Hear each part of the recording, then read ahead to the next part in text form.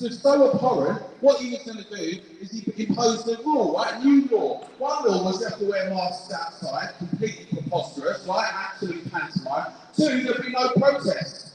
They don't have arguments. They don't have the actual evidence. They don't have the way to communicate and engage with us. We, the public, we the many, right? They the few. We need to insist that these arguments are thrashed out with free speech, that we don't get takedowns on big tech or anywhere else, and that when it comes to certification and vaccine passports, they're unnecessary, they're illiberal, they're very wrong, and we're not going to have them. What are you saying, Cardiff?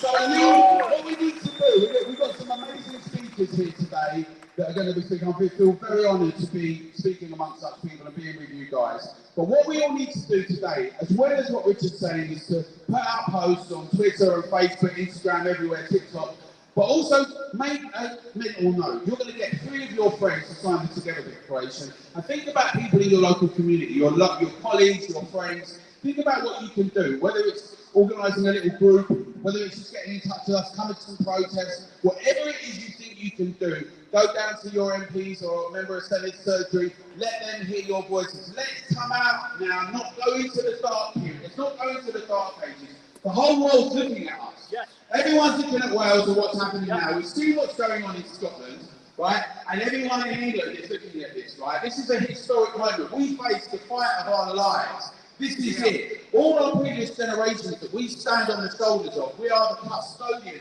We are meant to be responsible for the freedoms and the liberties that they fought and died for. This is on us, right? We need to go out and have the arguments. We need to get people involved. Yes, and it's Remembrance Day coming up. We all remember that, everyone. We need to convince our friends and colleagues not just to start saying everyone's stupid, it's all inevitable, it's all fatal. Let's not make the mistake that the people that are ruling do. That contempt they have for us, that dismissiveness, that thinking that we're all just basically scum and they can do what they want. No, let's convince our fellow citizens, right, our friends, our neighbours, our work colleagues. Let's say that we need to stand together. Together we're strong. Let's sign the Together Declaration. Keep having your voices heard. I love you, Cardiff. People have come from all over. Thanks for listening. We'll see you soon.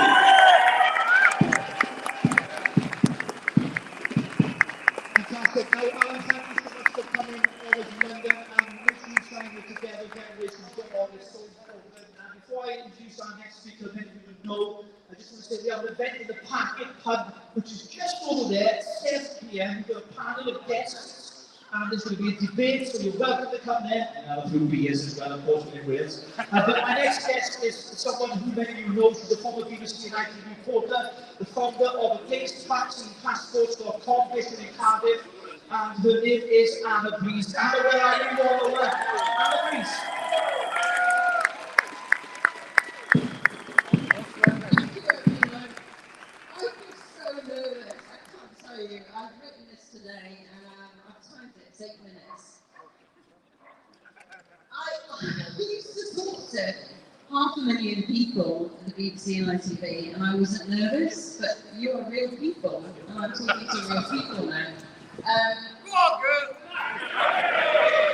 love you, Wales. My dad's from Henry Piver. I live in Surrey now. Is anyone from Surrey now? You come here today because you're not being listened to.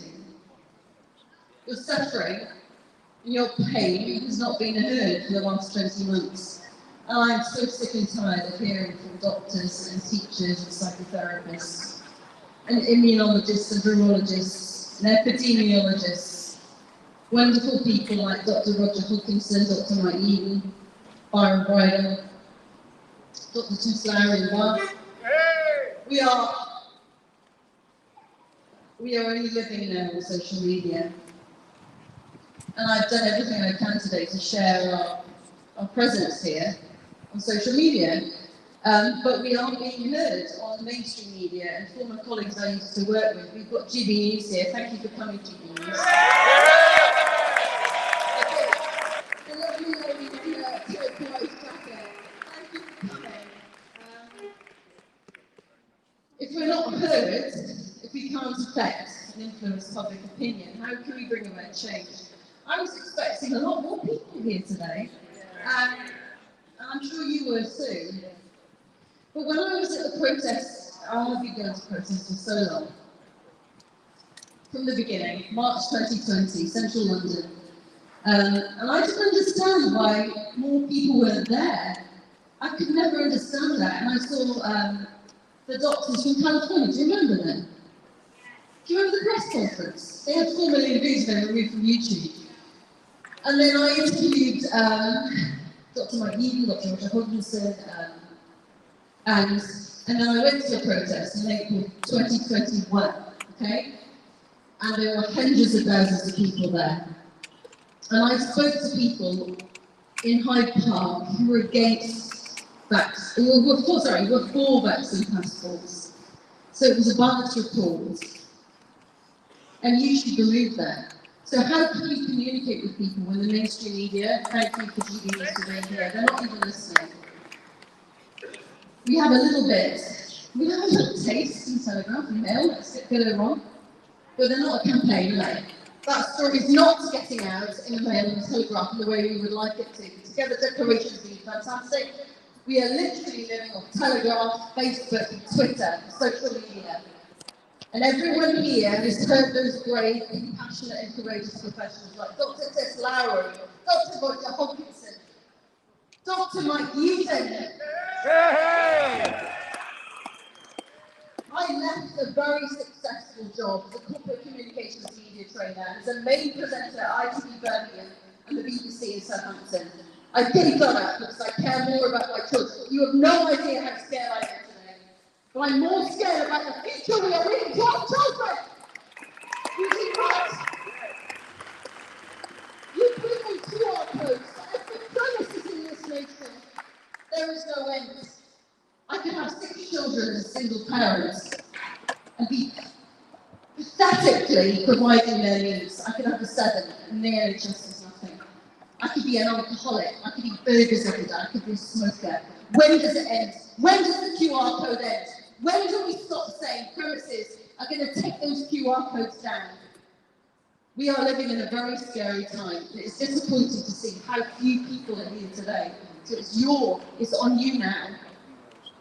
It's on you now to take away this message of no vaccine passports. The Together Declaration against vaccinepassports.com. Against-vaccinepassports.com is the only solution I have now. Dr. Mike Eden has become a friend. He said to me, the definition of insanity is doing the same thing over and over again. A woman from the BBC, she'd worked there for 30 years, said to me, I want you to interview Dr. Tess Lowry. She said, I'll get you on the women's hour. The women's hour not going to have me on.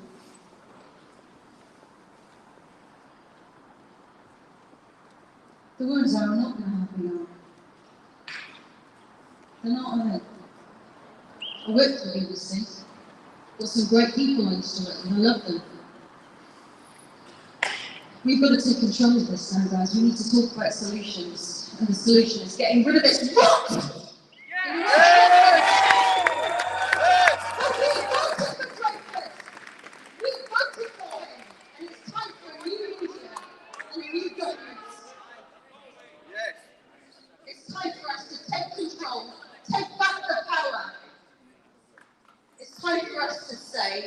We do not care about the shit that we're living now. Excuse my language, and I apologise for my language, but I know one day I'm going to look back on my deathbed and say, what did I do for my children? What did I do for my future? I stood here today for all of you. I stood here today for all of you, and I did everything I could. We need a new media in Wales, and we need a new government. And anyone who's come here, not from Wales, thank you. Thank you. And we'll be coming to help you, like we've done for Lithuania and Canada and France and New Zealand and Australia. We are seeing the most horrific things happening around the world. And people just aren't getting the message. And it breaks my heart. It breaks my heart. But you can do something. There is a solution. And I've seen some of the most incredible businesses signing up to against-vaccinepassports.com. What is an incredible business anyway? What is a professional? What does a professional mean? It needs someone with courage, compassion, who puts their children first. And how do these BBC and ITV journalists sleep at night? How do they look themselves in the mirror when their own children are suffering? I'll tell you what a professional is. I'll tell you, you are the people of the future. We are going to take control back. We're going to remove this rot.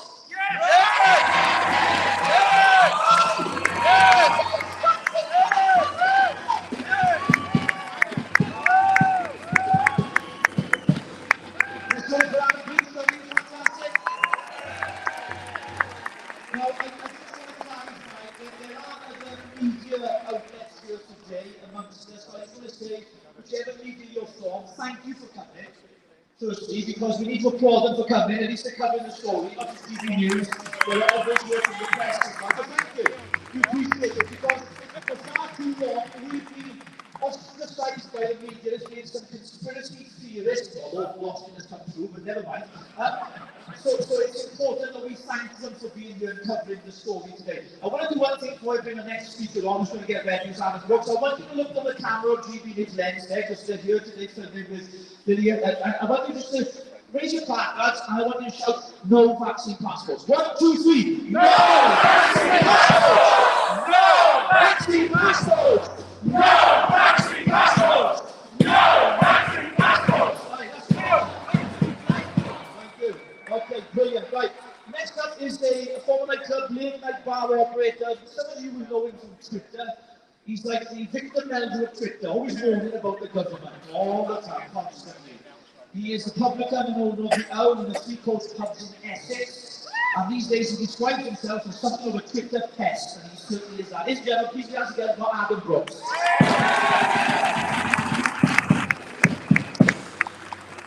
Hello.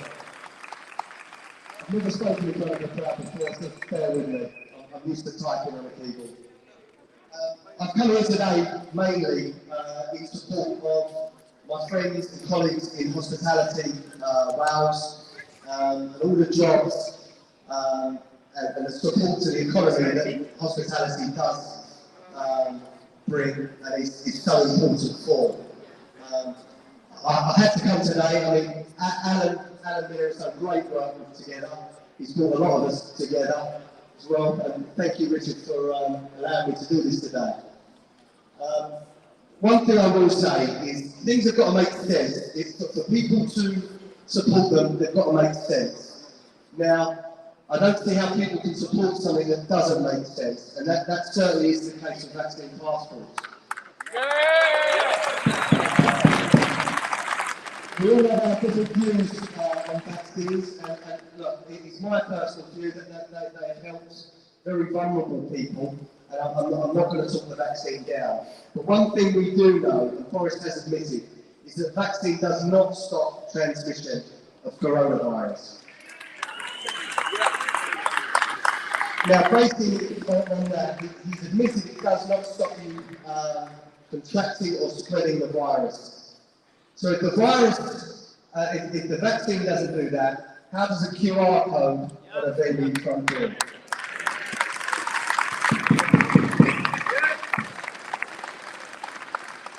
Now again, I've got to talk to someone that's on the front line of this if it ever comes in England. I've got a small backstreet pub that I would probably do the door myself, or I would have to employ someone to do that.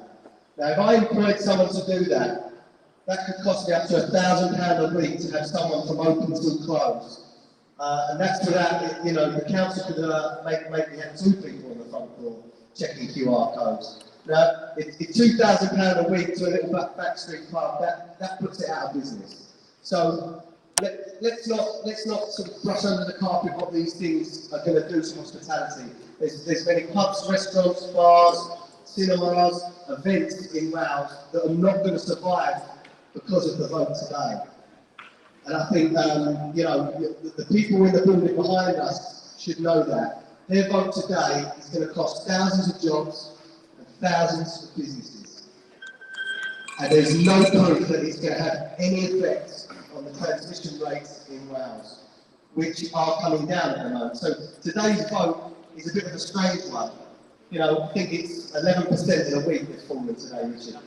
So 11% in a week, and they still want to bring in more restrictions on your lives. That's unforgivable.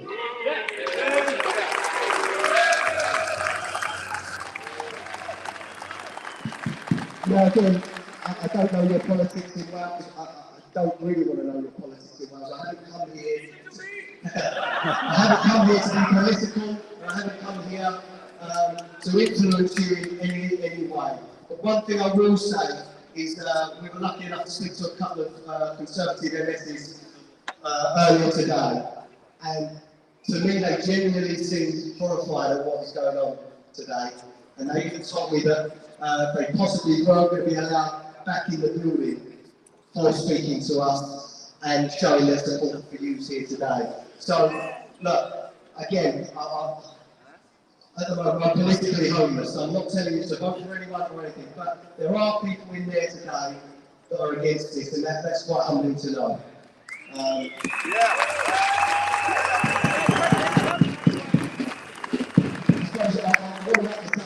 run out of things to say. I just want to thank Richard for his hospitality, and I want to thank all of you for turning up today, because if vaccine passports come in Wales, there's a very good chance that we're going to get bumped into them in England, and I think that's wrong, it's discriminatory, and it's going to divide society.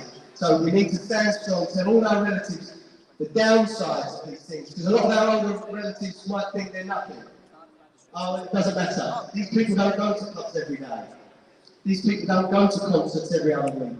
You know, it's very easy for people that don't do a lot in society to have a problem with things that cause, you know, cause angst. So we need to tell our relatives, our friends, and get support for our movement. And that movement is together, and that's with Alan Bryan and all the businesses that have signed up to Anna's website, to Alan's, and any other anti-vaccine passport movement. Thanks for today.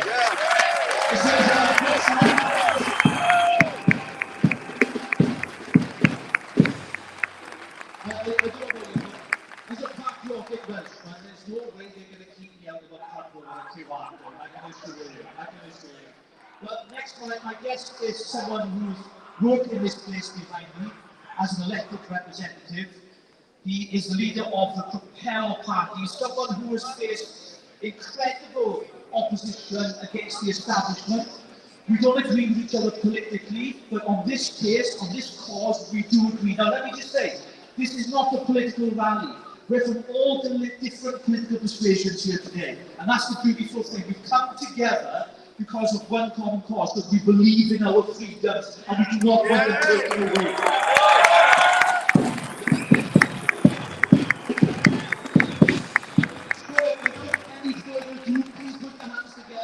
The leader of the Propel Party in Wales, Neil McAvoy.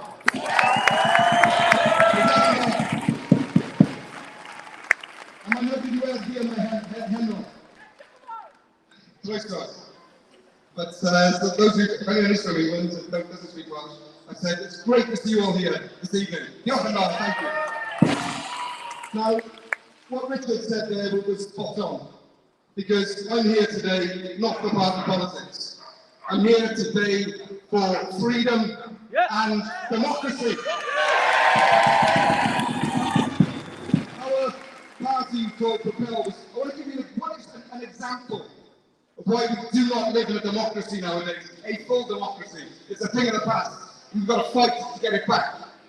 Now, when I was in there as a member of the Senate, a member of the Parliament, I was investigating things like corrupt contracts and dodgy dealings.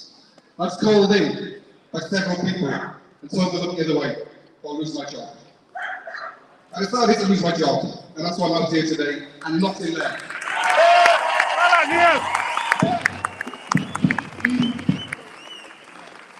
I believe in our Welsh Parliament, and what I want is a Parliament and not a corrupt Labour-run committee.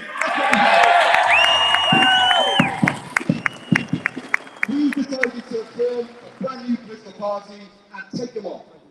And we tried to form the party in December 2019. And for those of you that don't know, the Electoral Commission, based in London, but with their friends in Cardiff, would not let us form. They wouldn't let us form. and we were not allowed to register until the 2nd of March, 2021, 8 weeks before the election. How can you win an election in 8 weeks? That's what my gripe about the lack of democracy there. COVID passports, do they work? So why are we having them? So, if you are double vaccinated, you can catch COVID, you can pass it on. If you are healthy and maybe have had COVID and have not had the jab, you're not going to be allowed in places. It doesn't make sense. And lots of things don't make sense, because when I was in there, when everybody else was wearing masks outside, members of the Senate didn't have to wear masks. They brought them in eventually. And the social distancing is very, very strict, very strict. Lots of distancing, you walk around and everyone's kept apart. But what happened when the Queen visited? COVID went away. And everybody was in there packed like sardines. So they can do it one day, why can't they do it normally? I think we all know that this isn't about a virus now, it's about controlling the population. I'm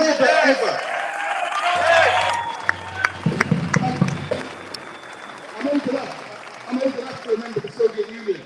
I'm old enough to remember El Salvador and Pinochet in Chile and the awful fascist regimes. I never ever thought that I would live in a country, Wales, where they would make it illegal for politicians to knock on doors and speak to people. That's what they did.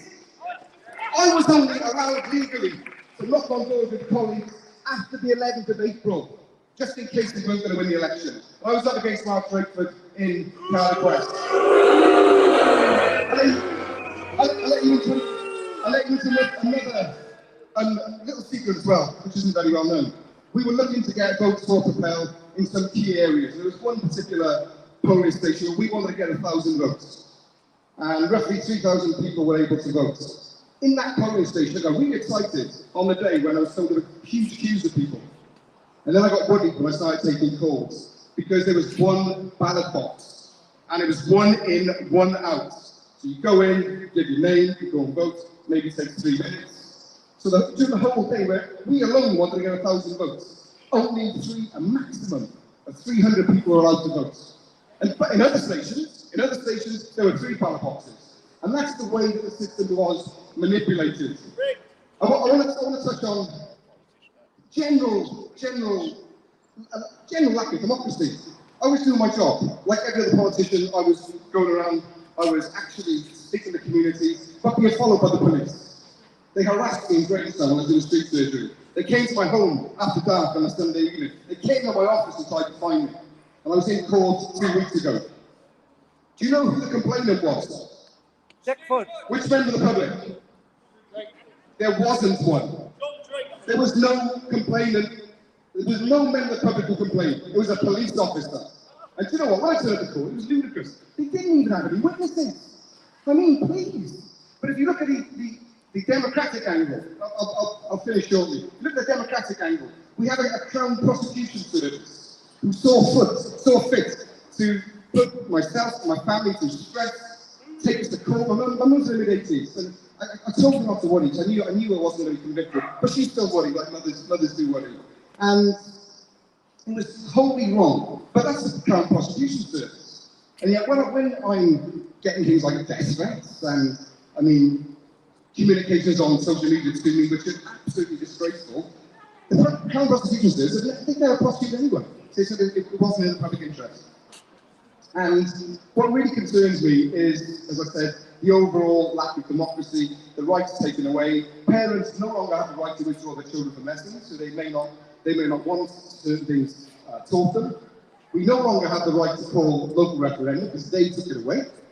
We no longer have the right to choose exactly who we want as county councillors, because these people in there, the Labour Party, Plaid Cymru and the Liberal Democrats, voted to stop people having choice about who they want to vote for. So now there's certain professions prescribed. You can't vote for those people. And I really could go on and on and on. But the key point is, I probably have already, sorry, but the key point is, I'm here standing for Propel. I'm here as a Cardissian, a Welsh person, somebody who believes in freedom and democracy and individual sovereignty.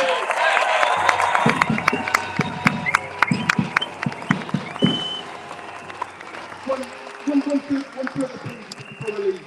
One further plea. You see those in there tonight, we're going to take away our freedoms. Less than 50% of the population voted for them. So I urge everyone to look at Welsh politics, get involved, join a political party, and let's get rid of those people in there.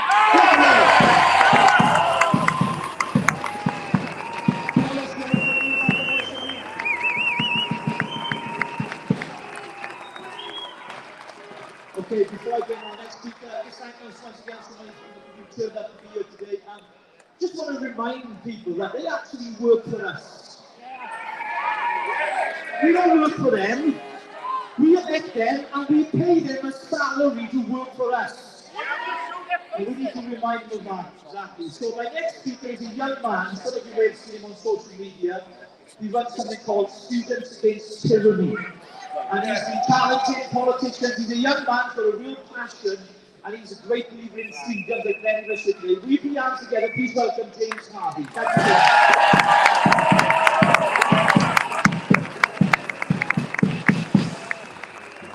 Welcome everyone.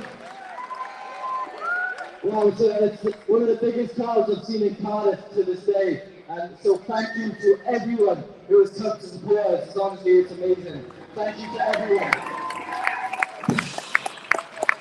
You know, the biggest point I really want to touch on is right after 12 to the new vaccine passports. Right these clubs to the open past 12 need vaccine passports. Does COVID know what the time is? It's ridiculous, yeah. And the fact that people believe this as well. I'm honestly, I'm ashamed. I'm ashamed to be in a generation full of stupid people.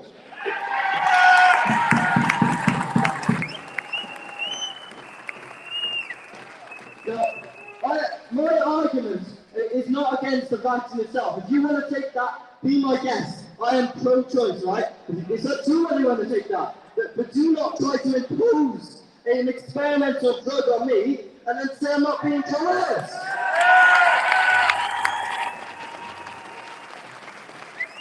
Because this is coercion. You know, oh no, it's up to you whether you want to take the vax, but we're just not going to allow you to do anything.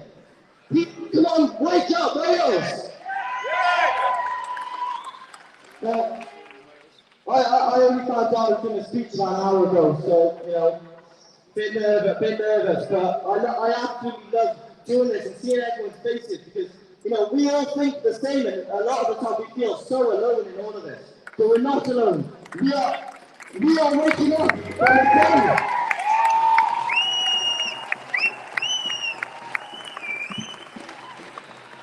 Now, one thing I said in London, right, is that schools, they used to tell people that we shouldn't take drugs. And they are coercing us now into taking something that's an experiment. And I'm having none of it. I will not comply, never.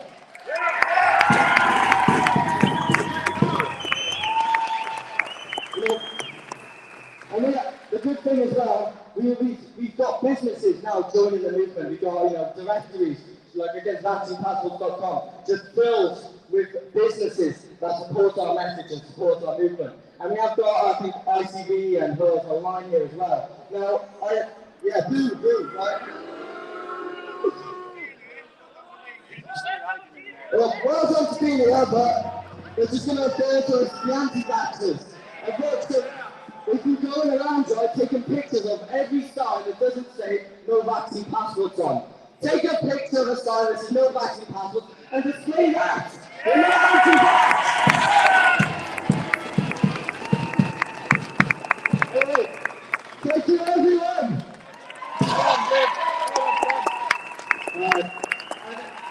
Please support Students Against Tyranny, support my work, it's a tremendous work. Now, I just want to say one thing there.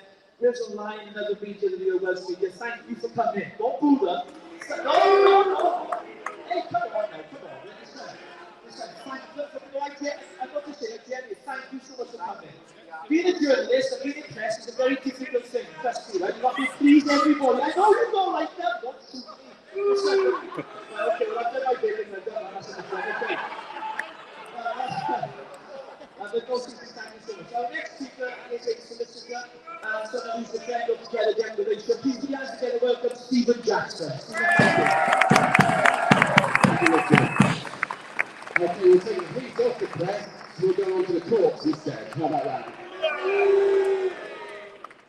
It's not all that bad, just mostly, okay? So I'll give you a quick update. I've actually been representing the claimants in a couple of important cases in the courts right now. One, to stop the vaccine passports, to stop the mandatory vaccines for care home workers.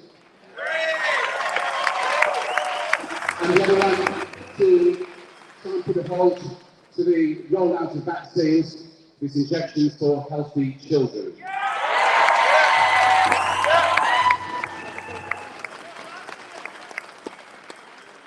Those aren't directly what we're talking about today, but they are not a million miles off. They're about 2 inches off. So tell you what's happening, by the way, it's a very, very quick update on those two cases. For the care workers, I regret to say to you that the court has thrown the case out. But it's not over yet, because they're going to have a go at the NHS now, as you know, and the case remains open for the NHS workers to take on and have another go. We've got a similar situation with the vaccines for children, and what the courts have said in both cases, and this is difficult to your face, is that they say the government is facing a pandemic. Well, that's where it is. So it's facing a pandemic, and the government has a wide margin of discretion as to how they deal with that. And in the circumstances where you've got complex data and complex science, very difficult for judges who aren't scientists to get involved and examine everything. Unfortunately, the current approach seems that no one is getting to examine anything. As long as the government's advisors say jump to the left or jump to the right, or the government says I don't give a monkey, so jump to somewhere else, that's going to happen. So that's where we are. And what that means is that I want to say a massive big thank you to every single one of you who has turned up today. And to Alan from Together Declaration, and to Adam, everyone's come from England or other parts. Thank you.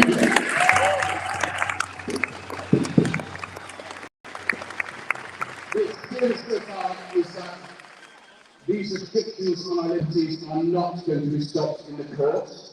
They're going to be stopped by every single one of you heroes here today.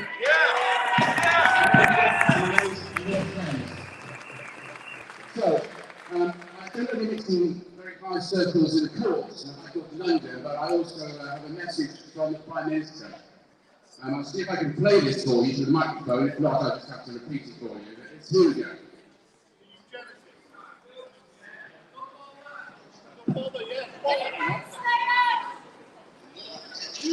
Against serious illness and death, but it doesn't protect you against catching the disease, and it doesn't protect you against passing it on.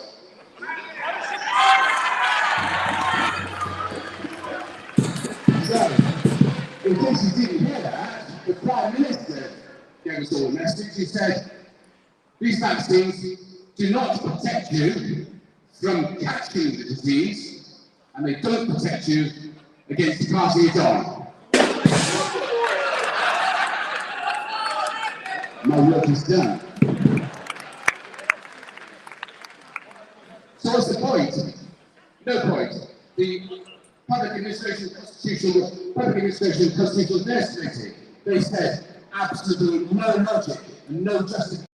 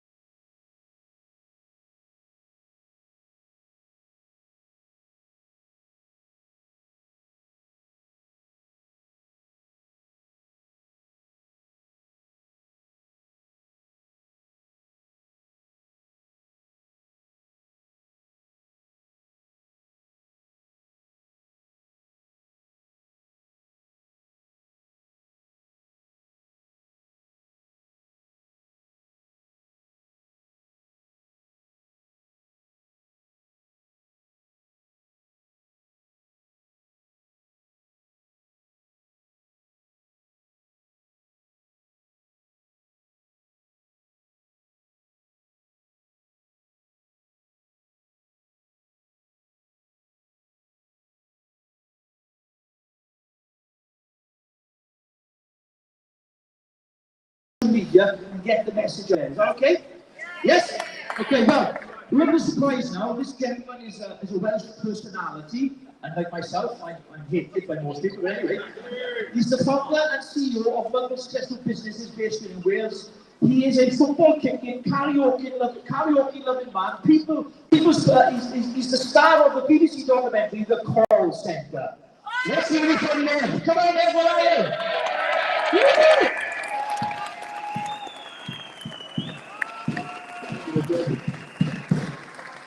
The name's Dad, I spelled it L-E-V, and the surname's Wilshire, not Taylor. So anybody who's had the, yeah, thanks a bunch, Richard. At least they can spell my name properly. Anyway. Sound's back on, all right. I need glasses. Right. So, together.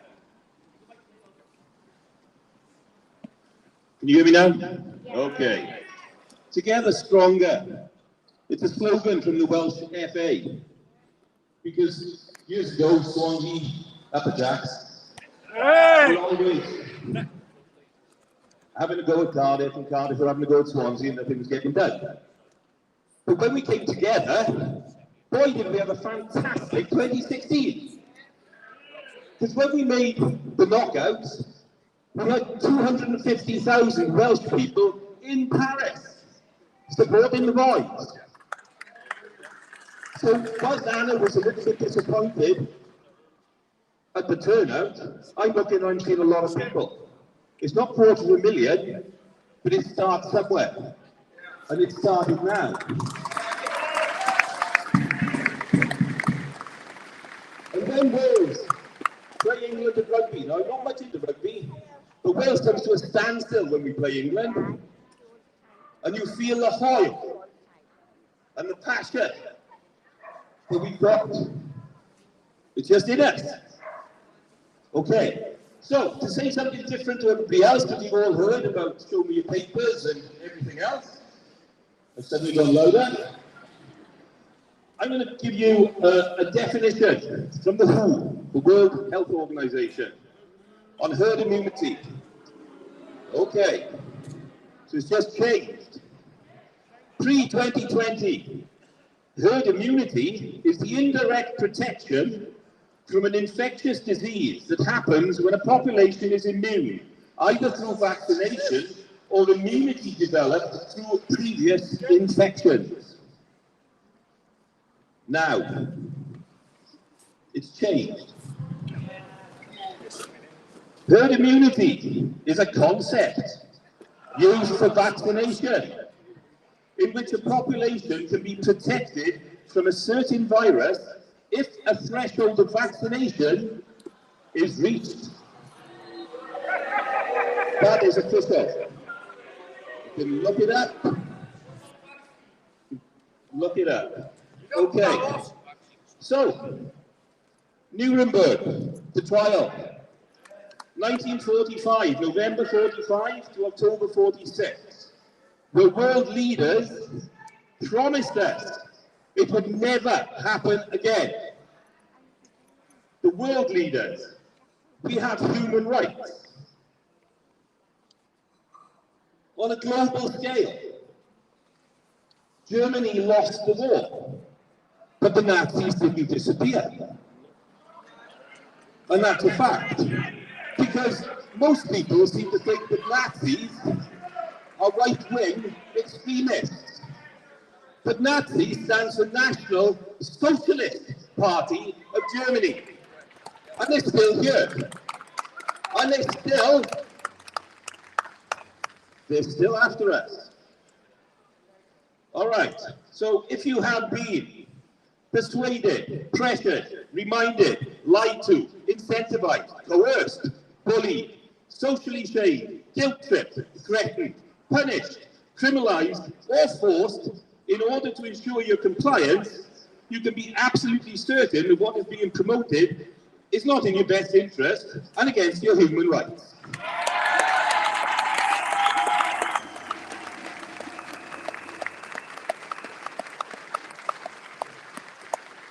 Now, some people have mentioned the media, and we are grateful for that.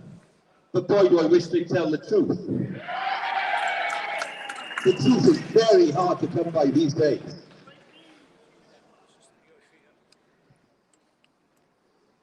We've suffered a relentless barrage from mainstream media and even social media of propaganda. A mentally draining onslaught. A brain-battering bullshit from the BBC. It does drain you. It takes it out of you. It's relentless. It's all the time. Now, I worked in the BBC, and I know the massive call centres they've got of Twitter handlers and Facebook. And they batter you on mainstream media. And they batter you on social media. I've seen it myself. I can't hear you. Okay. So it's the same game plan as Nazi Germany, control the narrative.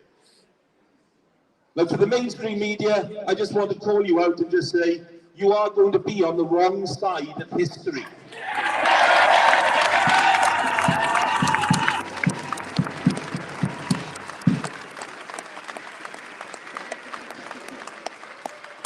Ideology has replaced scientific logic.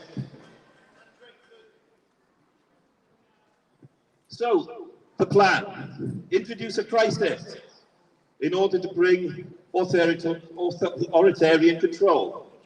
Enough chaos will cause people to beg someone or some organization to restore order and bring back normality, and that's what's happened. So, if we're going to resolve order and normality, they tell us, we're going to have to ask you to give up some of your rights. And that's always the same game plan. It goes back to Tony Blair, the turd that wouldn't flush.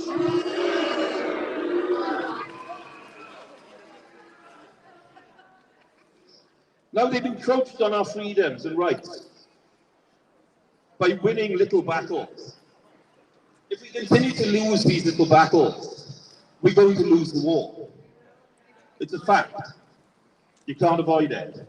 When they take away our freedoms, be under no illusion that we're at war. Show me your papers. It happens during a war. We are at war. And we need to start winning battles. So how do we start winning battles? First of all, we need to choose the battleground ourselves. This is reactionary. We need to be proactive.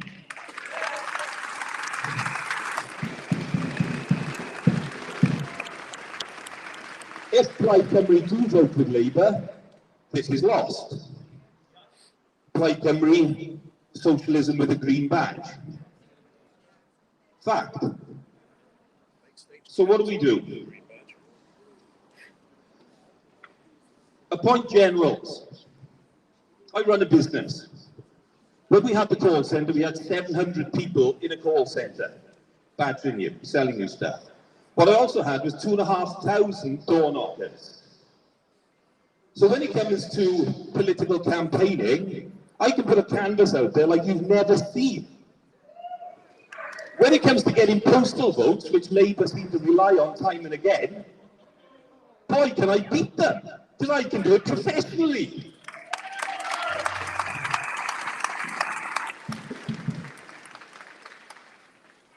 But we don't need cowards. We don't need people that shy away.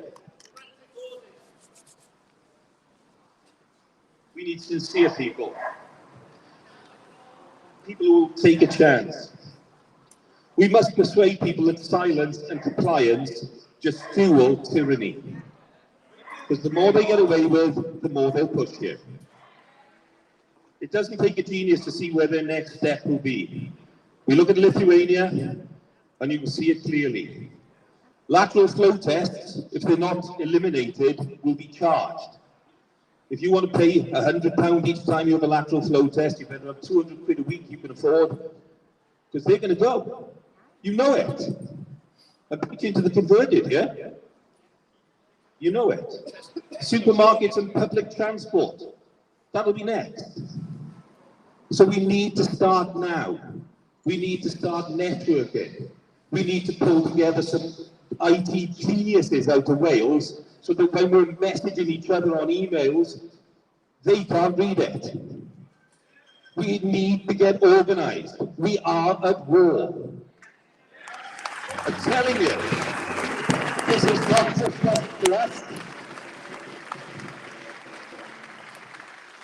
It's for our kids and our grandkids.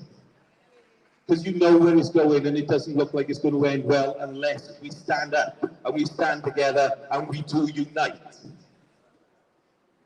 Okay, so we need a coordinated effort to hit our politicians with emails, letters, and face-to-face expressions of our disgust at their decisions, what they should do and how they should vote. How many of us have battered our politicians that are voting in there? They're going to have to start listening. Because if we have 250,000 people here, they will listen. Mark Davis. Okay, so personally, I stand on the Human Rights Act, backed by international law, which states that they cannot do what they're doing. So no to segregation, no to apartheid, and no to vaccine passports. God bless you all.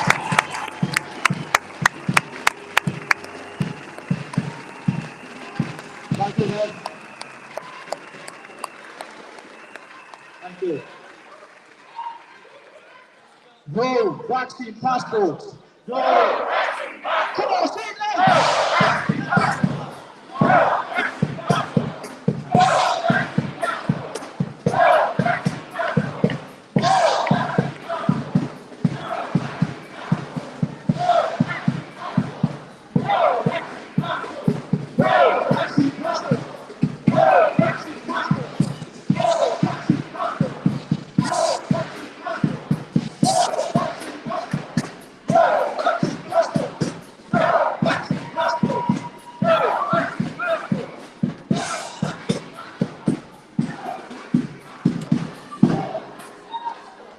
Fantastic. This I say fantastic. Get you still here, still standing.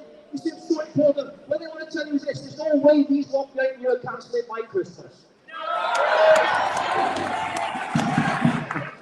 Well, our next speaker is someone who's not afraid to question the narrative. He questions everything. He's no stone unturned and has been the host of the Pandemic podcast since the start of all of this. Please put your hands together for Astin-Gregory!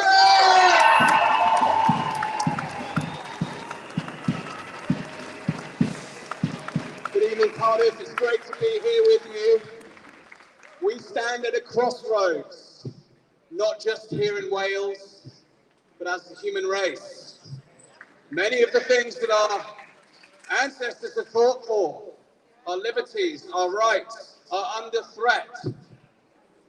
We cannot allow what has happened over the last 2 years to change the course of history. It is down to us, as we stand here today, to gather together with our friends, our families, our colleagues, our associates, linking arms to say we will defend our freedoms. We will defend our rights. Has anyone ever been to a party where there's been someone that's had just a few too many to drink and become a bit of a nuisance? Maybe sometimes that's one of us, but you know. My point is this: the politicians have become drunk on power. They have become the nuisance at the party and they are no longer welcome. And it is time for us to have the courage to do the right thing and send them packing. What's fascinating about the world that we're facing right now is we now prioritize safety above all else. Now, safety has always been an important value. We wouldn't have survived this far without it.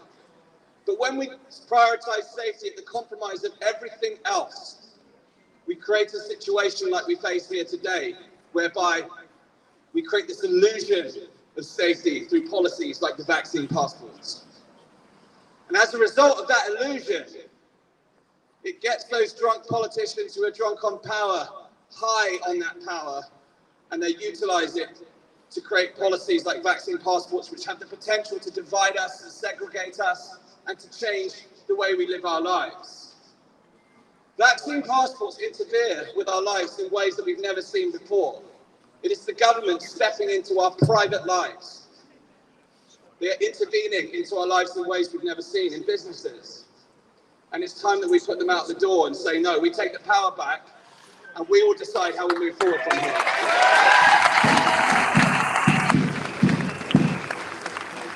Now, the consequences of vaccine passports have already been seen and felt around the world. People who haven't been able to have access to basic supplies, let alone go to entertain themselves and find joy in all the things that we've suppressed for the last 18 to 20 months. People are having access to healthcare denied. If they need critical operations and medical treatments, they're being denied. We cannot allow this to transform humanity. We cannot allow a very small group of centralized powers to determine the fate of our history and for the destiny that we're moving towards from here. We do stand at a crossroads. And you here are at the very precipice of that crossroads, making a decision that you will not take the path that you have been offered.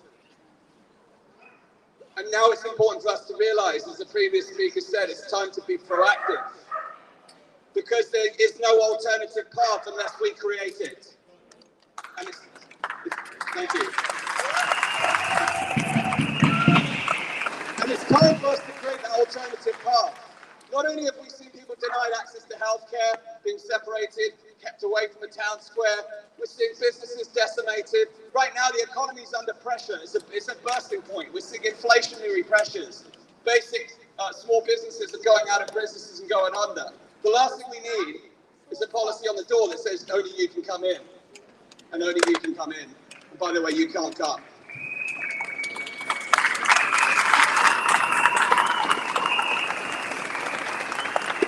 We've suffered through 18, 20, 22 months of pain through this. Many of us have fallen out with friends, people have lost loved ones. It's time to move forward. Why are we clinging on to all the experiences that have followed through COVID? Why are we clinging on when it's time to let go and now move forward together? Because if we don't, then this mission creep will continue to grow, and it'll be vaccine passports for COVID vaccines today, vaccine passports for flu shots tomorrow, and whatever else follows, because it's a form of digital identification. Now, what's really important to recognize is history is a great teacher, and history has shown that when we segregate society based upon any human characteristic, it does not end well.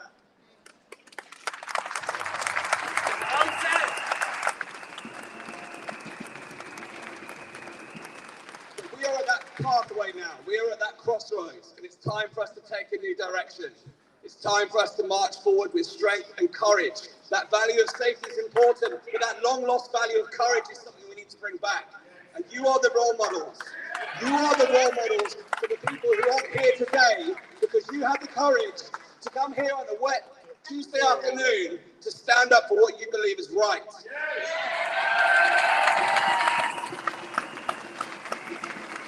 And that courage, my friends, can be felt around the city of Cardiff, across all of Wales, across all of the United Kingdom and around the world. And it's time for us to create this ripple that becomes a wave of courageous, peaceful action to transform our futures, to reclaim our power, and to carve our own destiny to create a better future for the people and the planet. Enough is enough. We are tired of the fear-mongering. We are tired of the misinformation. We are tired of the separation. We're tired of the anxiety. We're tired of the bullshit. Excuse me, just 1 second. Just one question. You said history teaches us. Yes. Now, I was on the march to stop the Iraq War, and we all gathered, and there was 1 million of us. Now, I don't need the microphone. There were 1 million of us, and we all stood here like this, chair, chair, chair. And we didn't march on Parliament. We didn't go on Parliament. We just stood here and talked and clapped. Now, what are we going to do to actually?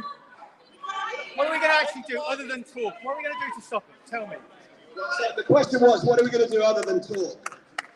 Well, awareness has always been the first step to change. And when we live in an environment where the media are only speaking one side of the story, and when we live in a cancel culture world where social media shuts down an alternative perspective, the only choice that we have in in the first instance is to take to the streets like this and to send a message not only to the institutions that are supposed to represent the interests of the people, but to send a message to our fellow brothers and sisters, our mothers and fathers, our colleagues, because until we get the word out, we will remain a small minority like this. And there are lots of things we can do, and this becomes a catalyst. A protest like this is an element of raising awareness. There's rarely been a protest in history that changes a policy. Today isn't necessarily about changing a policy, it's sending a strong message to here, a strong message to everyone watching at home, and to say that enough is enough and that we need more people to come and gather us.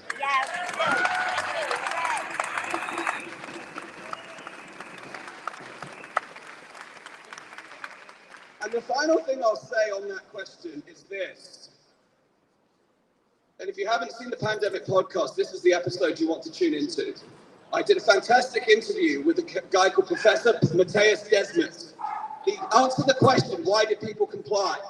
And it was a wonderful answer. And he explained the precursors to authoritarianism and what leads to this type of totalitarian state that we're witnessing. And there's lots of things like people's background anxieties that get attached to the virus, the lack of meaning and purpose. But he ultimately shared that authoritarianism will ultimately burn itself out. It will collapse under its own bollocks. I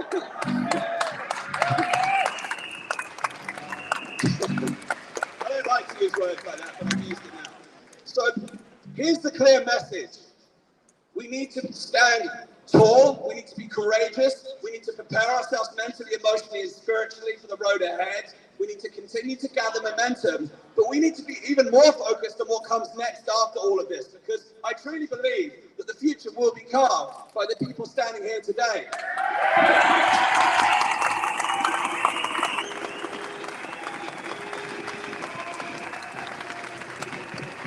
So no matter what happens here today, remember that tomorrow is in our hands. And there is a giant hole in humanity at the moment, and it's called love, because we have been governed by fear. So when we lead with love, then we will continue to attract, and we will raise the vibration of humanity. And from that, with love, we will find our freedoms.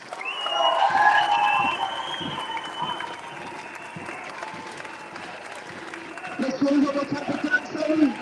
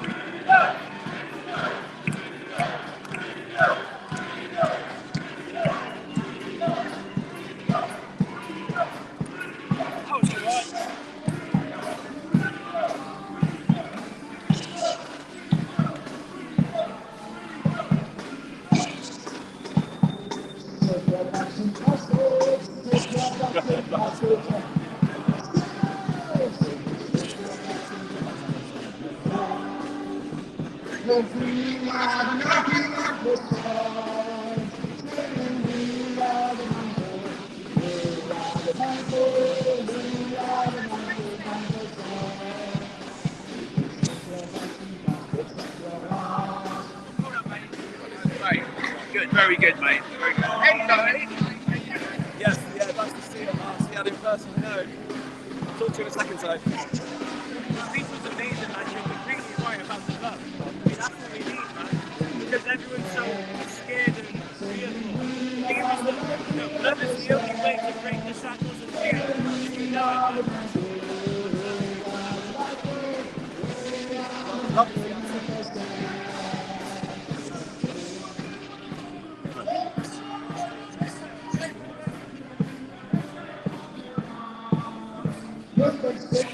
vaccine passport. Stick your vaccine passport. Stick your vaccine passport up your arm.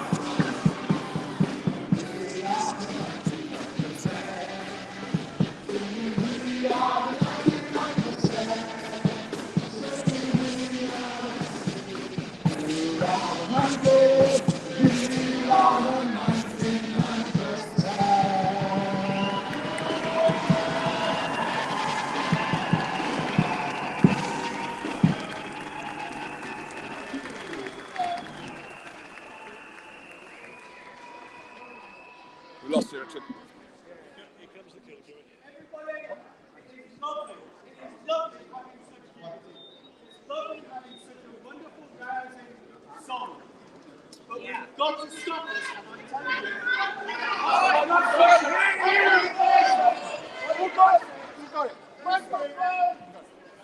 Give it to him. Switch it on, mate.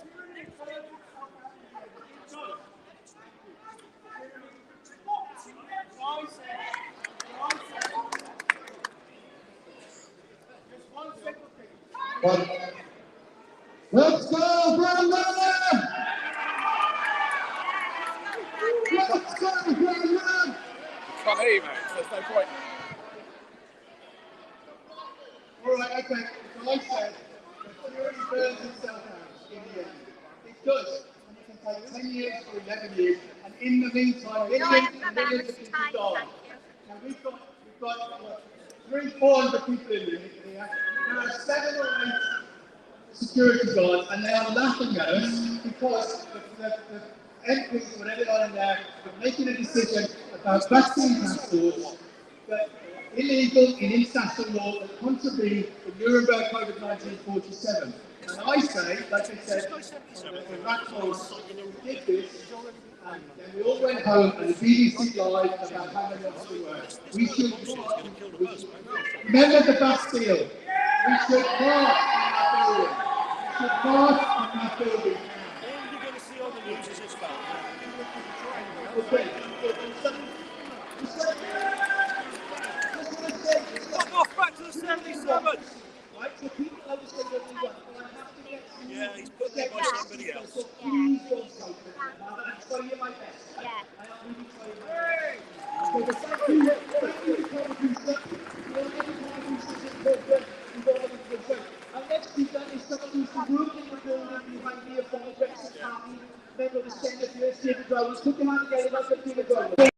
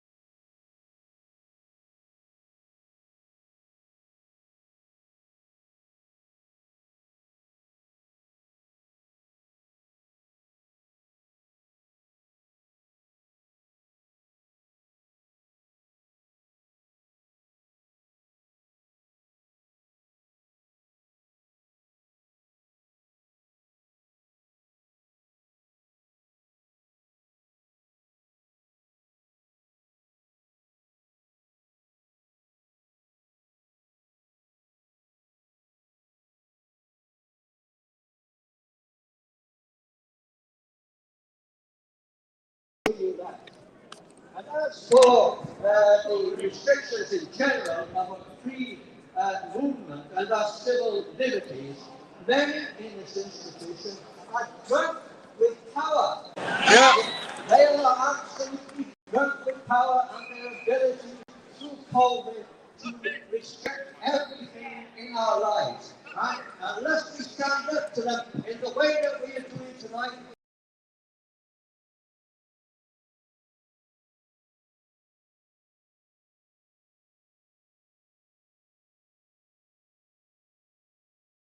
they will tell you that we have given more money to the businesses in Wales than any other parliament in the United Kingdom.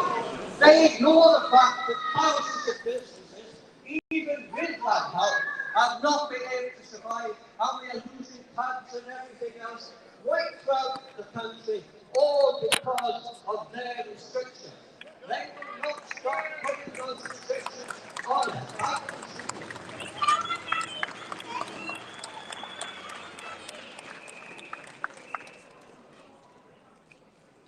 All I have to say now is this. We have to say no to more lockdowns, no to passports, and no to any further erosion of our civil liberties, because that's what it's all about.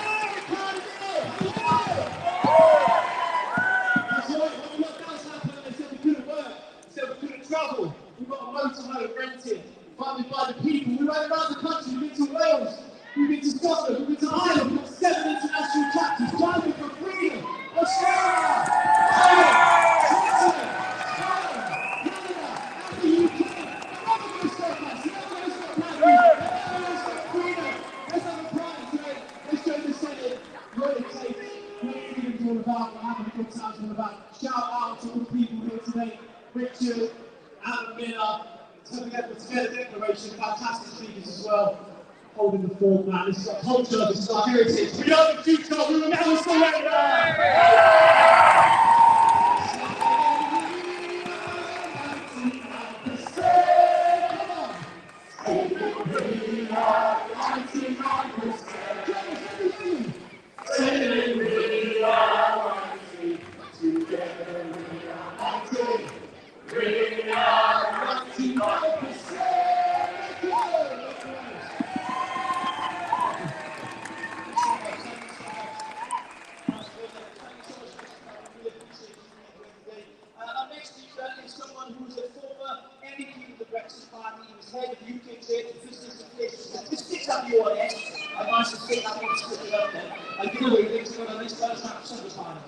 But he was part of the European Parliament and he helped make Brexit happen. Please put your hands together, welcome James Wells.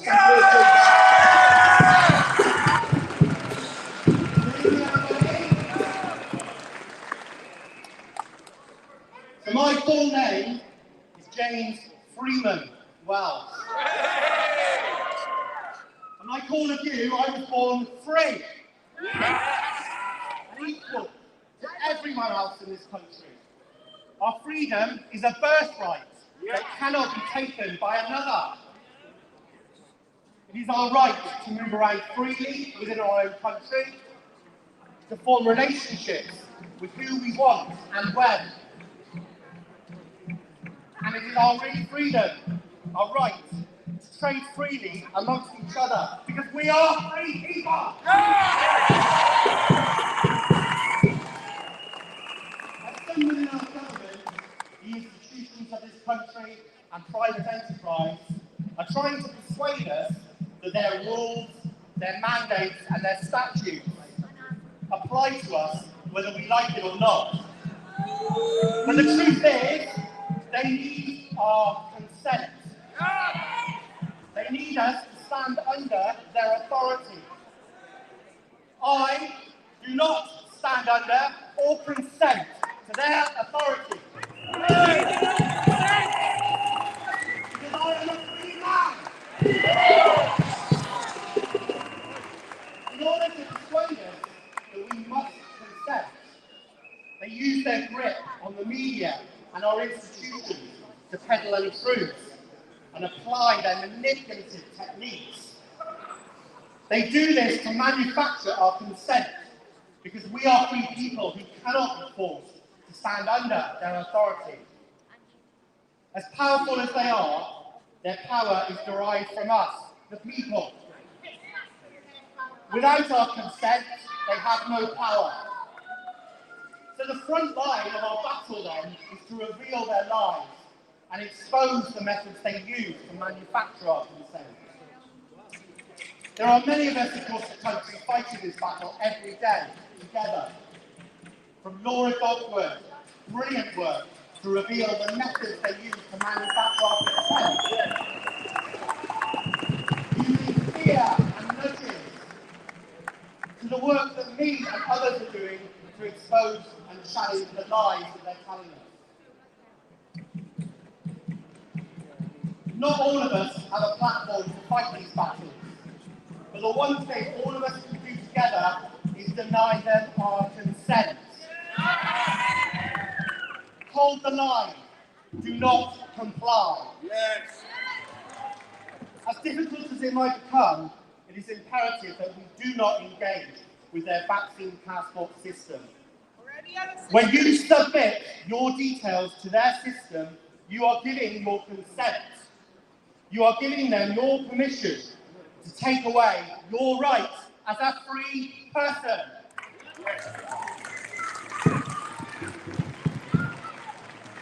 But like many of you, I do struggle with this battle daily. I worry about what they will impose on us using their manufactured consent. I worry about my children and the world that they will inherit. Some days I feel down, and I feel like the world is closing in on me, and that there's nowhere to hide. I worry that the life I had in front of me before is all gone, and all that lies ahead is darkness. But I always get up.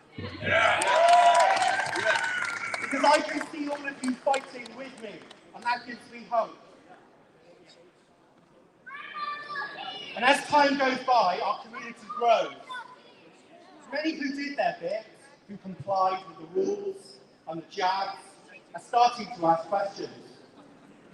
Like, why do I need to have a booster to keep my freedom? Why is the government and the media continuing to impose restrictions on me and my children? And why do they keep threatening more lockdowns if we do not behave? And this is our strength, because they need our consent. Because at the end of the day, this ends when enough of us say so. Thank you for coming, everyone. Hold their line.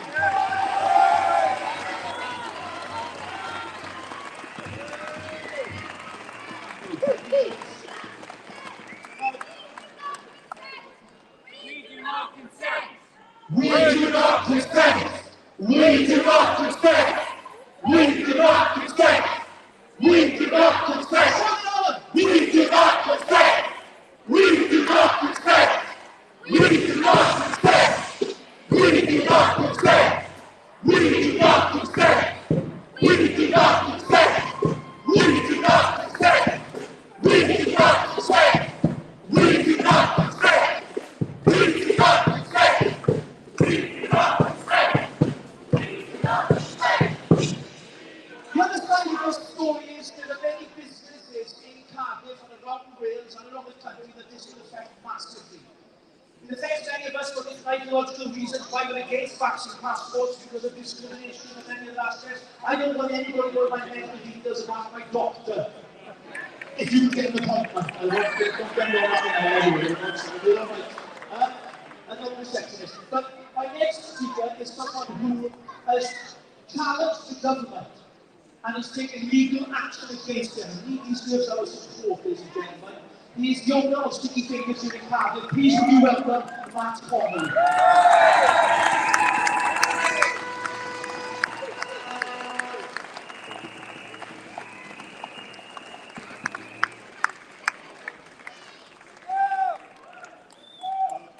Hello, good evening. This is a new event. Speaking to the mic. Told you. Media training, never had it. My name is Matt Connolly. I own Sticky Fingers Street Food here in Cardiff. We have written to the Welsh Government asking for formal consultations into the introduction of, or potential introduction of vaccine passports further into hospitality. I want to make it clear, we're here for the vaccine passports. We're not here for in any way, shape or form, nor do we want to be seen to be. It's important that I get that out there. It's not just my business that's concerned, it's the 5 independent businesses that I work with and the 30 other businesses we all feel pretty strongly about this. I want to say to the Senate, I want them to really think about what they're doing in there the next hour and a half, because the impact that this will have on businesses is, you can't overstate it. Adam alluded to it earlier on, the financial cost of policing this properly and professionally, anything between £5,000 and £10,000 a month. I can guarantee you, from the perspective of a small business owner, we don't have that money. The big businesses will struggle to survive on that basis as well. And secondly, you're asking us to put our staff in a ridiculous moral position. You know, we're not here to police COVID passports. It's not what we do. You know, we're in the business of hospitality, of giving people a good time, not to ask for their health papers. I feel quite strongly about that. It's morally repugnant. So one last time, I'm only going to say a few words. I would honestly urge you guys to think. Really think. I don't want us to have lots of jobs in businesses because somebody hasn't thought something through properly. This is very, very serious. The impact if it's brought in is tens of thousands of jobs, the knock-on effect of the economy and the supply chain. It's catastrophic. So, no idea when I would say this to us, but Keep talking. thank you very much. And one last thing I would say is that if Welsh Government choose not to listen to us, we will take them to the High Court.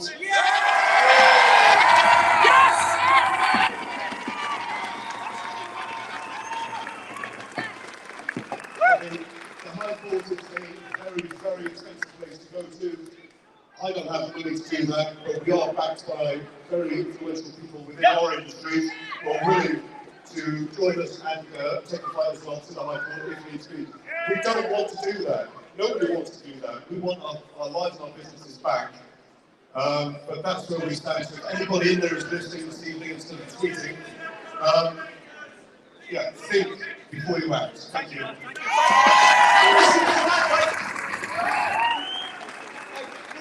We're going to do something different now, okay?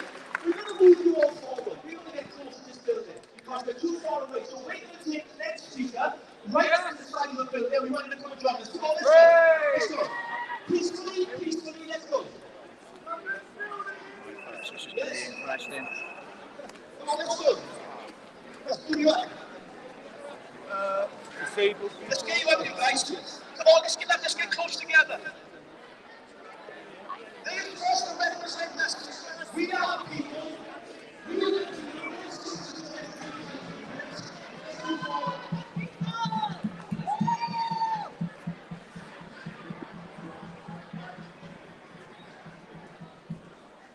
See, we don't know where to sit at this time. Because within the next hour or so, we want to vote. We want our voices heard.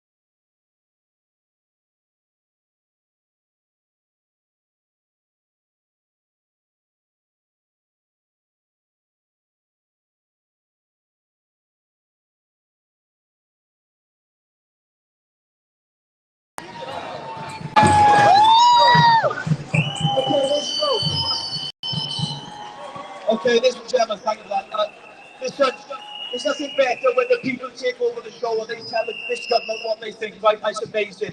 Someone suggested us singing the Welsh national anthem. Because they obviously are not very Welsh in here, because us Welsh people believe in freedoms. Now, it's my humble lad Fernanda. I'm no bloody Tom Jones, but I might give it any singers here. Sorry, my humble lad Fernanda. Anybody know it? Okay, mein Himmler Fernanda, I will leave me, right on Cantorion, and walk yon free. I go Ravelwin,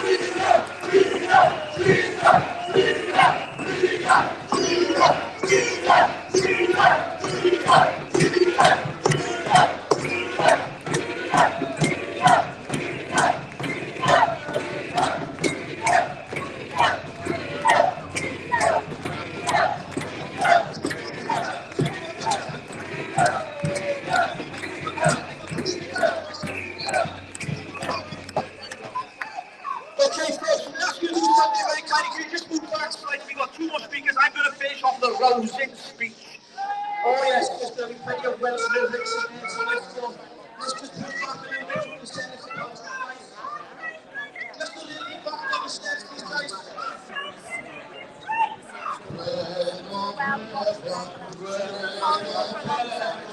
Feed me till I want no more.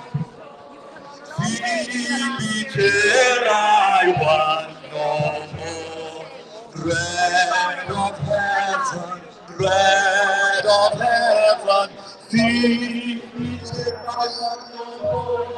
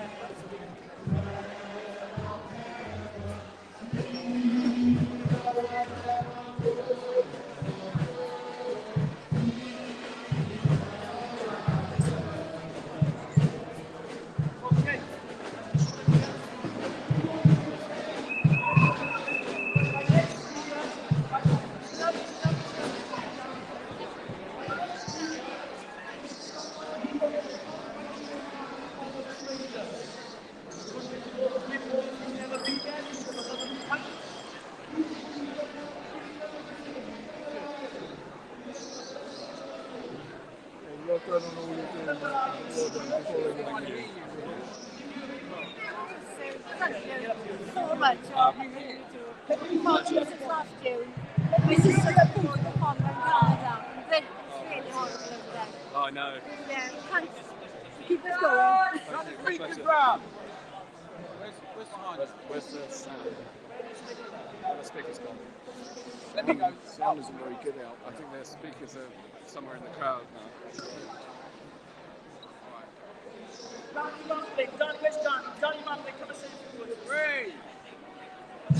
Good evening, Wales. I'm Danny Rampling, representing the nightclub industry. Our industry has been severely devastated alongside hospitality, and there are a number of us, well, a small minority, who are standing up and speaking out and on our path to not consent to vaccine passports, these ridiculous, absurd restrictions to show me your papers to go into a nightclub, a bar, is absolutely unacceptable. This is up to us. We do not consent. Yes. We do not consent. Stand in our sovereign power. We are free sovereign beings. Remember that. Claim your sovereign power. Nobody has rights over our sovereignty. There's the realisation right now of self-sovereignty. I would highly recommend everybody also to look into common law and get yourselves trained in common law. Know our rights, the natural law of the land. This is really important in this battle that we are in right now. It's a fierce battle, and I have a question. It's why, to the people who actually feel that a vaccine passport is okay, what is actually okay about it? What do you think is okay about a vaccine passport? Do you think it's about health and it's going to keep you safe because you have to produce a passport to go into a venue or a business? Those are two questions that remain unanswered in the mainstream media and with the people of the land. We are being divided socially and economically. There is a huge divide. We cannot allow this divide to widen. Families, friends, business colleagues, associations, people torn down the middle. My own son, I haven't seen him for 18 months. He doesn't agree with my views and refuses to see me. That's how deep this evil agenda runs. And it is evil. It's evil. Yes. Yes. It's tyrannical and evil. And nothing more. And how do the children feel right now? Where are the voices of the children? How are they feeling? Children who are in care, children with one-parent families, children who are orphans. What are the feelings of the children? They must be terrified. Where are their voices in the media? They are coming for the children. And us as adults, we are the guardians of children, and we must stand firm and not allow the children to be harmed. We cannot allow children to be harmed. They are the future of the world. And the world we want to live in is the world that we shape collectively, in unity. We have to come together, whether you've been vaccinated or unvaccinated. This agenda has got to be stopped.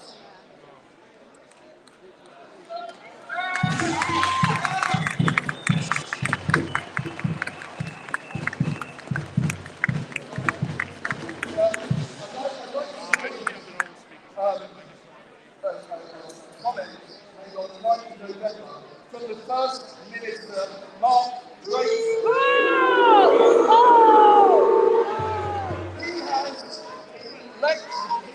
He has been lectured by the UK government on the need for vaccine passports. As he says, a decision is set to be made on the proposal in Wales. The Welsh government is to rule on the proposal this week, as you know.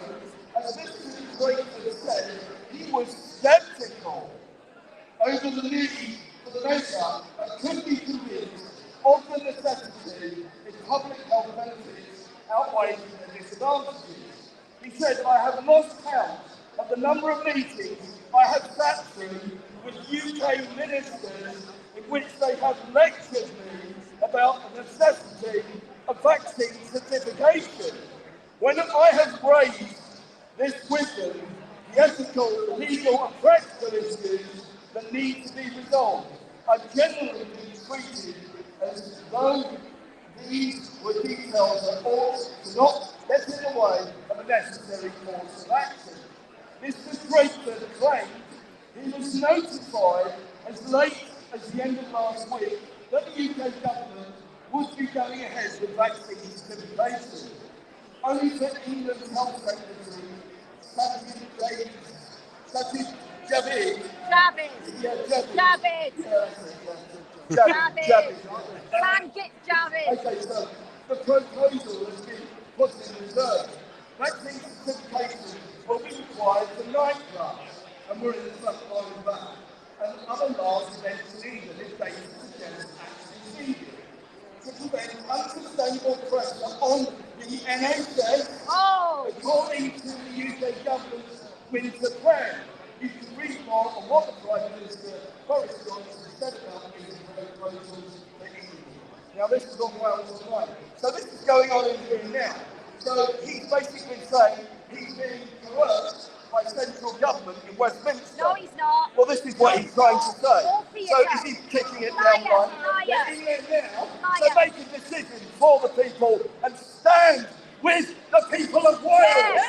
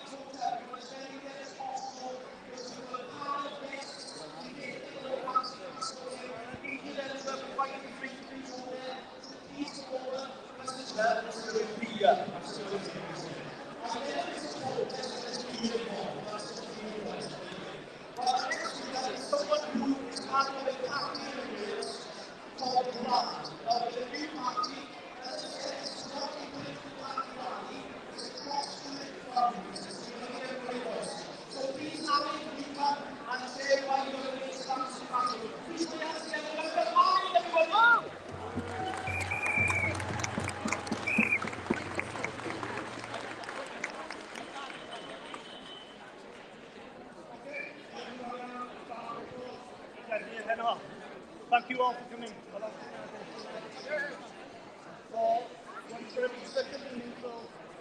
Probably the most significant votes that have taken place in this Not working. Can't hear you.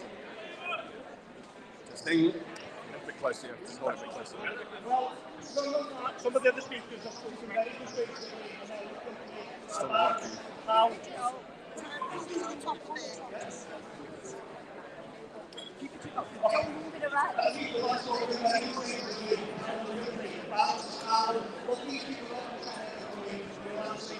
such a fundamental assault on our civil liberties.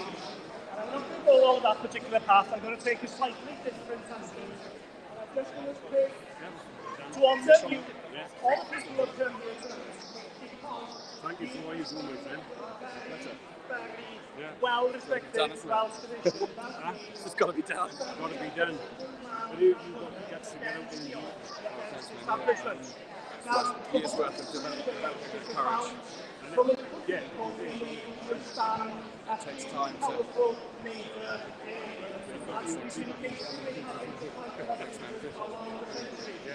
This is a new and different take on all this.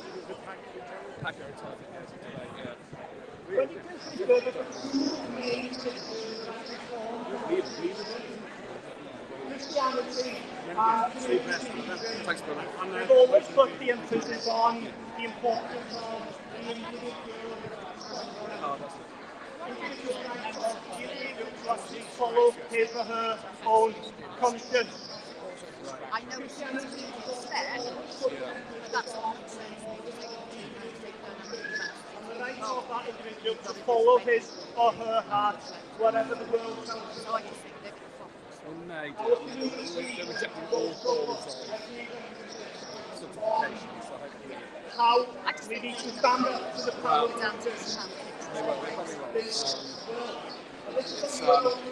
it's just about growing momentum. Most definitely, oh yes. I mean, it's the challenges of the timing, I think, 4 o'clock. Yeah. I've had to put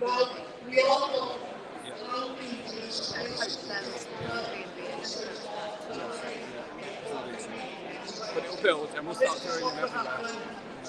Well, like I said, we're doing the London ones. Yes. These weeknight ones in public places will be more common.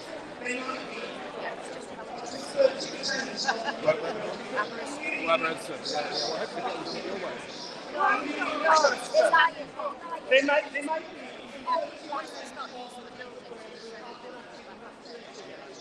So,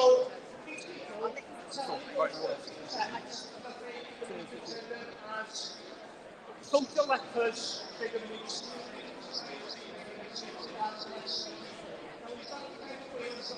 Want to live in? Children to live in? No, it's definitely not. Now, in Wales, we are a nation which puts a lot of emphasis on social capital. Social capital means the connections we have with each other. Those connections, when we actually are able to talk to each other, are able to trust each other, and able to interact with each other. If up to 30% of our people are now going to exclude from that social capital is going to be destroyed. And that will not come back very easily once it's gone.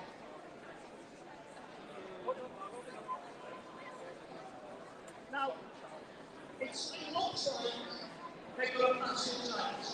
Now, I think part of Chorus, which is a pro-independence party, but it looks as if like Hungary are going to vote with which, for a party which stands for the national freedom of Wales, to think that they are putting so short on individual freedoms, that actually is crazy. But beyond that, what the Senate do, whatever they decide to do tonight, we need a new national conversation about all this. We need to basically get the balance right between managing health risks, living life, and well-being of people. If they give us this national conversation, we've got to arrange that ourselves. We've got to come together as individuals and communities to discuss how to move on. Because in a way, you could say that we had used Welsh democracy up to now. Labour has so easy over here to bring no accountability, no real engagement with people. Now there's a chance for people to get engaged, to get involved in the community level, and to basically push back against the power-mad politicians.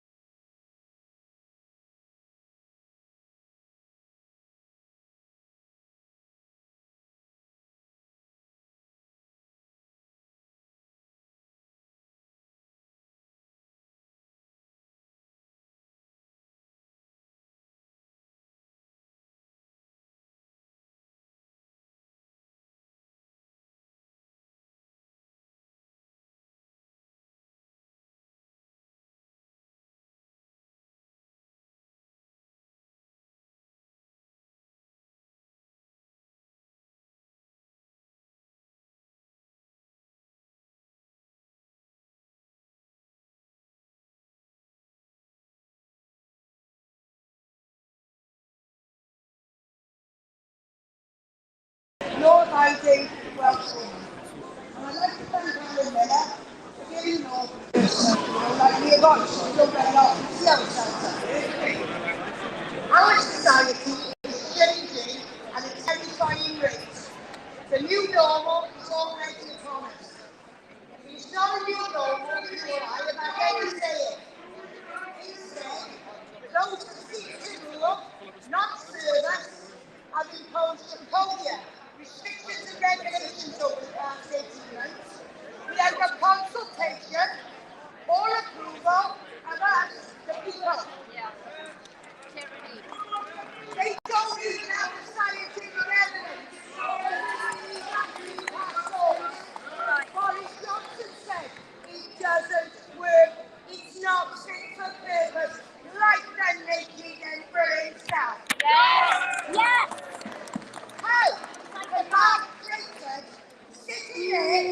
Snakefoot? Yeah. And his layer? And justify the issuance of brownie points and extra privileges for those people who, they have the best intentions in life. They don't have this need, they want this all to get back to normal because they would promise their freedom. And they were weak as well, and they were weak. Maybe they were weak. But I know you're to judge them. I am. If the unvaccinated and vaccinated have been tracked and spread this virus, right? These passports are not needed. It's as simple as that. Logic. And I want to take you for one moment 1984. We jumped in the time machine. Ironically, it's 1984. On the 6th of March 1984, the National Coal Board announced that it was to close 20 coal mines, leaving 20,000 of our men in the United Kingdom, jobless, destitute. I was 13 years old at the time, so excuse my memory, maybe good. I think we had five TV channels, one of those BBC Wales. So it's going to be a bit Wales-centric because I only know what was happening in Wales. We didn't have Sky and we didn't have the internet. The migrant families here in Wales were affected by this, saw an overnight complete drop in their standard of living. They were completely unaware then on that date, the 6th of March, so they had 12 long months ahead of them. Up until 1980, miners had never been allowed to claim benefits if they were out on strike, but their dependents could. This time was different.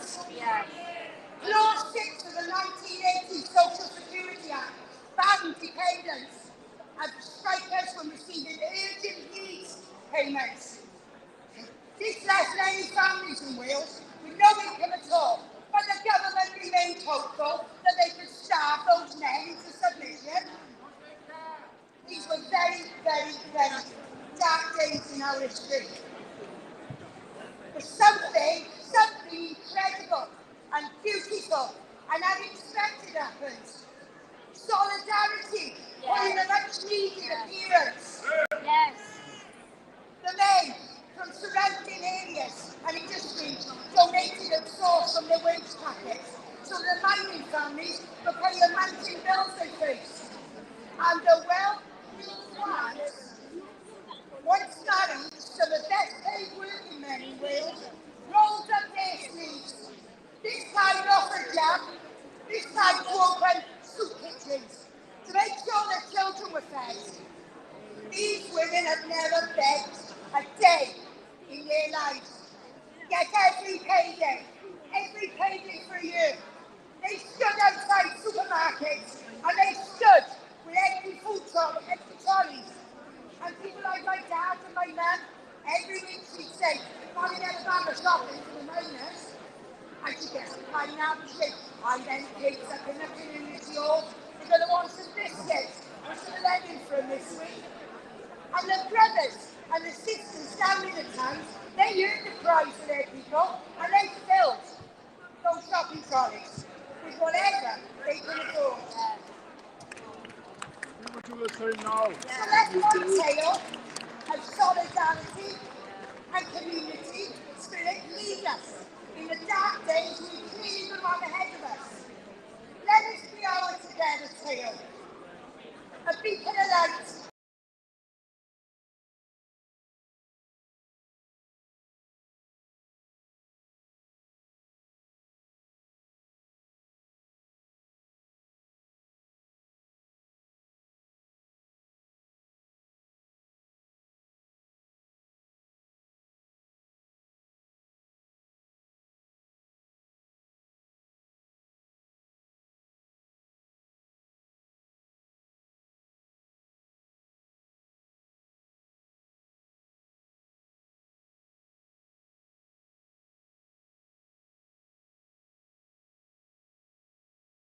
I hope you all enjoyed my trip down memory lane. And I would just say to you that I stood before you tonight, just an ordinary woman who believes that when we stand together, we can become extraordinary, like those miners. You see, when we stand together, we win. Yes.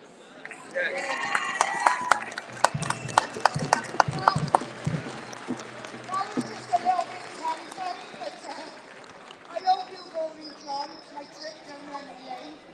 And you know, I thought I had to come here. I'm a bit of an agoraphobe. I haven't been out much in 18 months.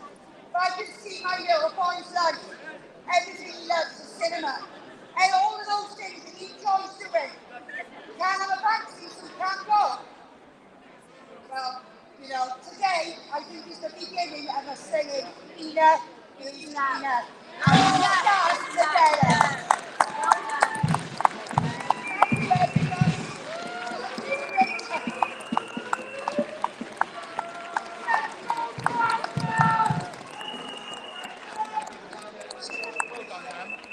Well done, mate.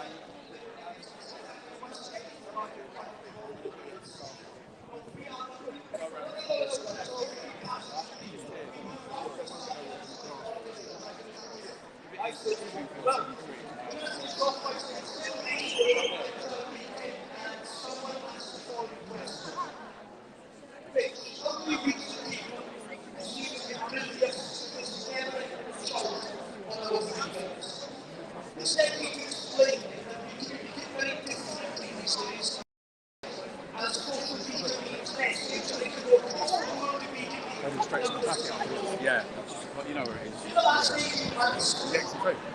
Hopefully they got coming there.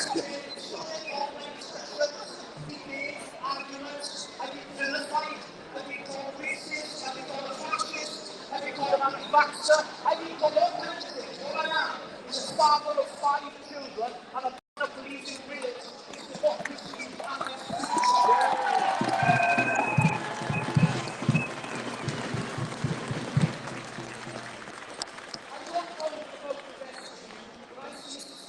where they, behind us, our so-called public servants, have successfully managed to take brother against sister, vaccinated against the unvaccinated, and parent against child. May God have mercy on them.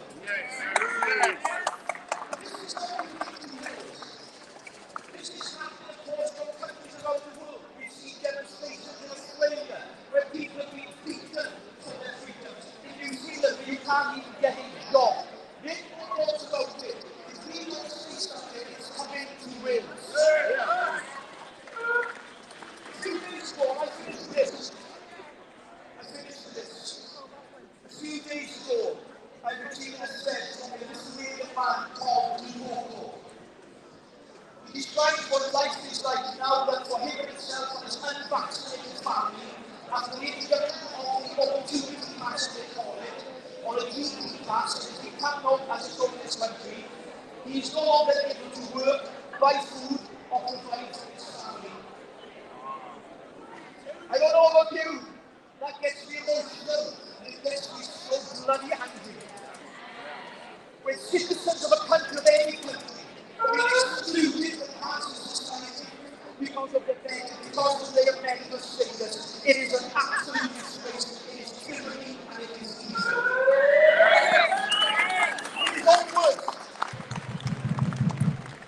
In his own words, he said, my wife and I have been suspended without pay for 4 weeks. We can't return to our jobs. Not too much out of the and he goes on, and time is a commitment to be timely, and that's why but seriously, folks, I say this from my heart now, not for any political gain. Forget who I am. This is our protest. This is the people's protest. This is us coming together here. Because we don't want these tyrant governments dictating to how we should live our lives. And I'm so thankful of everyone in the church to be here tonight. And let's stand together and say no to that. No. Yes, Cardiff. Yes, Wales. Yes, Cardiff. What do we want? Freedom. When do we want it? Now. What do we want? Freedom. When do we want it? Now. What do we want? Freedom. When do we want it? Now. I want to say how inspiring it is to be with people together. Regardless of any other views, it doesn't matter about our status, our medical decisions, our choices.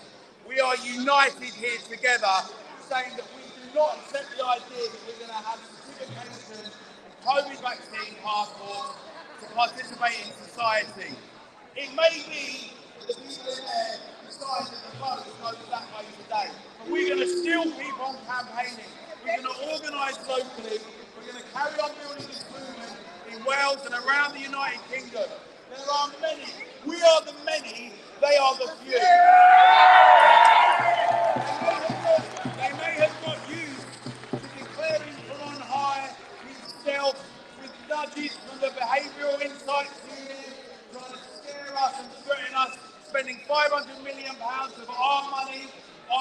propaganda. But you know what we've got?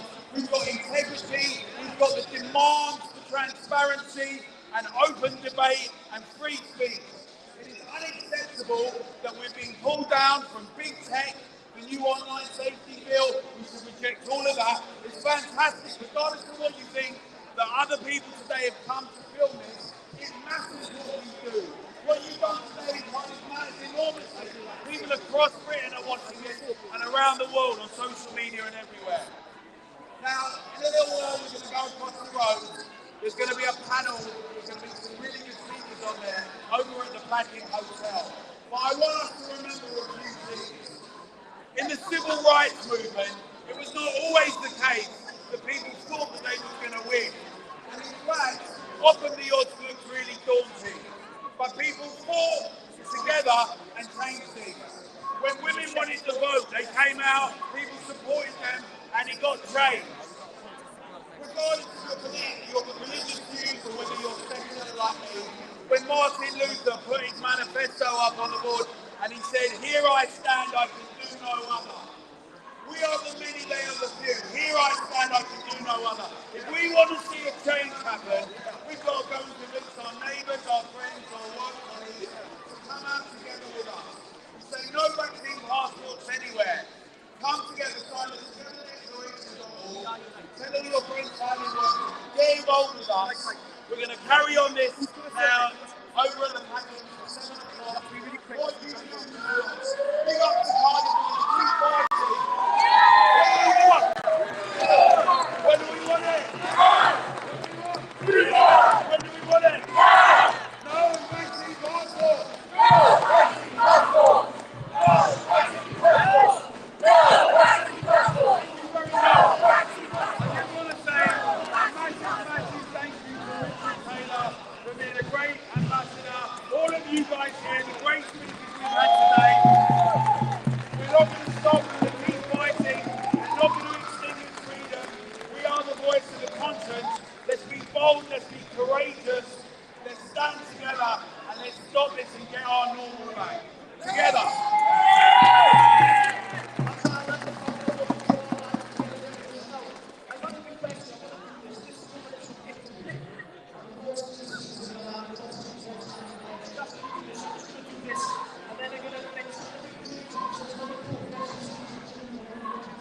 But I want us to show, we are united. Right, it's all about, but let's suggest this, someone who got up there, you come up here, what are we shouting? United! United! We will win! United! United! We will win! United! United! We will win! United! United! We will win! United! United! We will win! We will win! United! So I just really quickly, I wanted to say that next Saturday there will be a protest in Cardiff. Not this Saturday, the next Saturday on the 20th. We will be marching all wearing caps for the funeral for democracy. So please come join us at 1 p.m. in Cardiff City Centre. We will announce the location on Telegram. Thank you.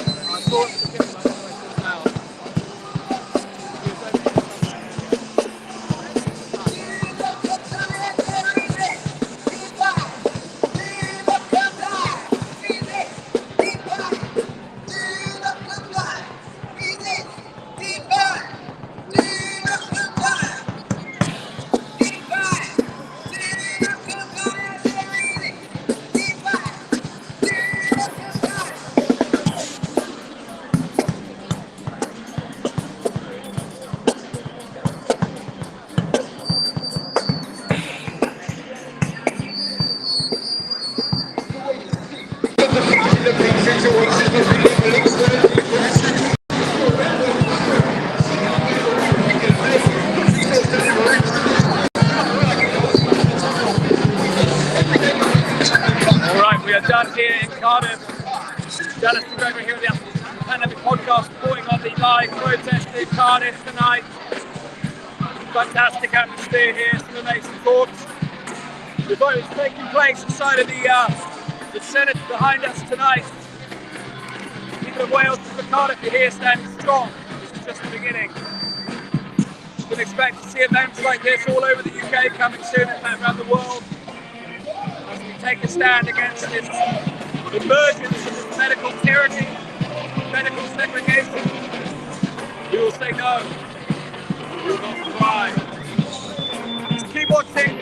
We're back again at 7 PM. We're going to be filming a live debate here in Cardiff from 7 o'clock, so watch out for that. Thanks for tuning in. Please do share this broadcast and please do subscribe to the show at danjgregory.com/pandemic. I'll be back very shortly. Thanks for tuning in, thanks for sharing, thanks for participating. Peace.